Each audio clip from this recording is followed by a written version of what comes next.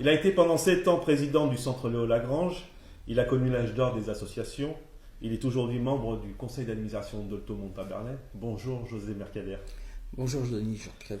Vous connaissez le format de l'émission, donc 3 questions, 3 réponses. On va commencer par la première. Expliquez-moi votre parcours associatif. Bien, mon parcours associatif a commencé dans le sport, dans les années 87 exactement. J'ai été pendant très longtemps entraîneur et vice-président du club de lutte. Et donc à ce titre, j'ai déjà commencé à côtoyer un peu les instances municipales de différents services. Et puis je me suis plutôt tourné vers l'associatif, c'est-à-dire le Centre Léo Lagrange, dont j'ai présidé le CA pendant 7 ans, jusqu'en 2018. Et en parallèle, depuis 3 ans, je suis aussi membre du CA de Centre social d'Olto Montaberlet. D'accord. Deuxième question. Pourquoi avez-vous rejoint Laurence Vautrat ? C'est suite à mon expérience justement de président d'association. Et puis même mon expérience avant, il faut savoir que, comme vous l'avez dit, j'ai connu l'âge d'or des associations. À l'époque, il y avait de l'argent. Il y avait de l'argent. On en a bien profité, mal profité. Il a été mal distribué. Et puis, ça c'était quand je faisais du sport à l'époque. Il n'y a pas longtemps. Ouais. Et puis quand j'ai été président de Léo Lagrange, j'ai commencé à avoir un peu des doutes parce que ça a commencé par Vous savez qu'on organise le salon de la BD et la BD éducative, qui est à l'attention de tous les scolaires de Dessines, hein, que ce soit primaire, collège et lycée et centres sociaux. Et on a commencé à vouloir nous supprimer la subvention. Donc ça commençait un peu à m'intriguer. On s'est rendu compte que les finances, c'était plus ça. Et en 2013, au moment de l'obtention de la subvention, on m'a carrément demandé de donner 30 000 euros. Ça avait changé de sens. Donc là, il a commencé à avoir des doutes. On n'était pas les seuls, hein. Il y en a d'autres à qui on a demandé. Et là, on s'est rendu compte qu'il y avait du mal à boucler le budget.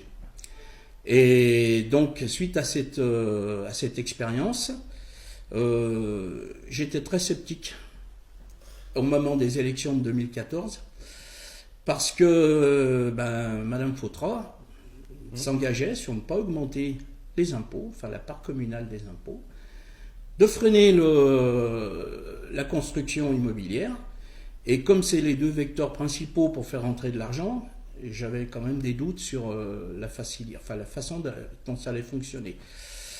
Et puis il faut reconnaître qu'elle a tenu sa parole. Aujourd'hui, les impôts n'ont pas augmenté.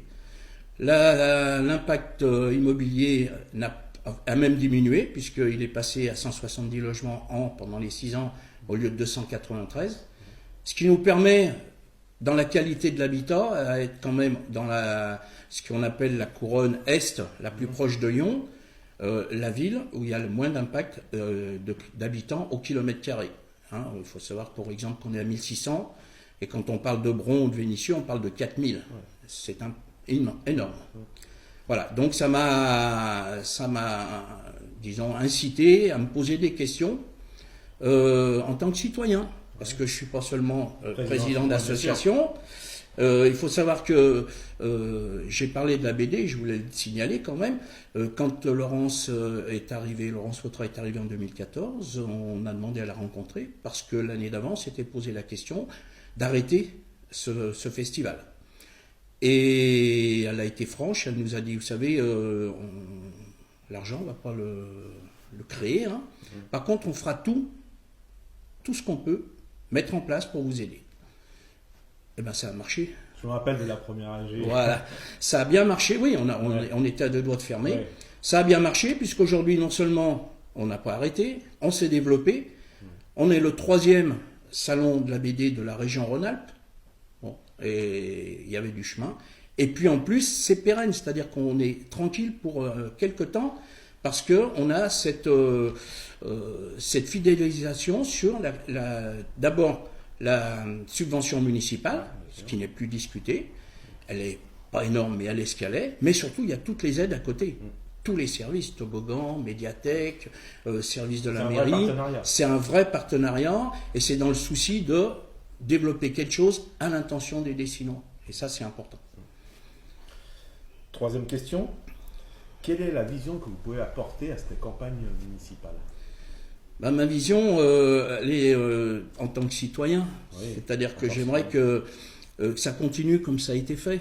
C'est-à-dire que cet impact immobilier, je pense que ça va continuer. J'espère qu'au niveau imposition, on va continuer dans cette voie.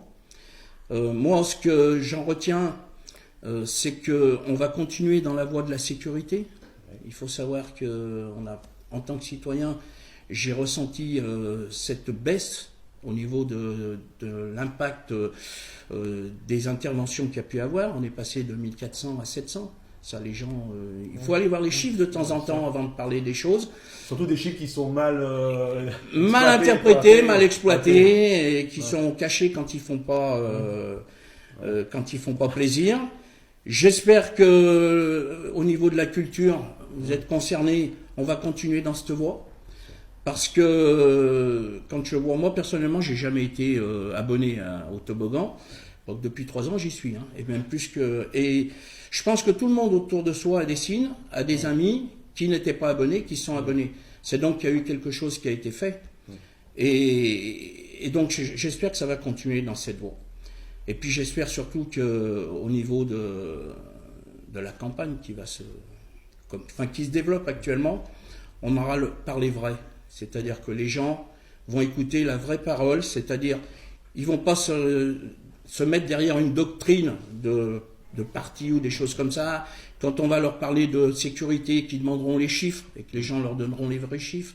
Quand les gens qui se targuent d'être les écologistes, ils le sont, mais les écologistes, il y en a de partout, et qui demandent ce qui a été fait à Dessines, qu'on leur donne les vrais chiffres. Il ne faut pas s'abriter derrière des doctrines comme ça. Il faut à un moment donné voir la réalité des choses. Et puis c'est une campagne municipale. Et c'est une campagne municipale, il ne faut pas se tromper de débat. On n'est pas là pour inciter les gens à manifester ou à faire la grève. On n'est pas là pour prendre les doctrines qui seront reprises. On prépare pas les présidentielles de 2022. On prépare les élections à Dessines. Voilà. Merci. J'aimerais quand même dire un dernier mot. Allez-y, j'allais vous proposer une question bonus pour vous. Voilà, une petite question. Enfin, c'est pas une question, c'est une réponse bonus. Ouais. On parle beaucoup de parité actuellement. On parle beaucoup de la place des femmes dans la société, dans l'emploi. Il faut savoir qu'en France, la part des maires, c'est 17%. C'est peu. Et nous, on a la chance à Dessines d'avoir une maire dans ces 17%. Et en plus, elle fait très bien son boulot. Enfin, moi, c'est mon ressenti et je pense qu'il y a beaucoup de gens qui ont ce ressenti. Alors, j'espère que les gens vont continuer dans cette voie et qu'ils voteront pour elle et puis pour son travail et son équipe. Merci, José Mercader.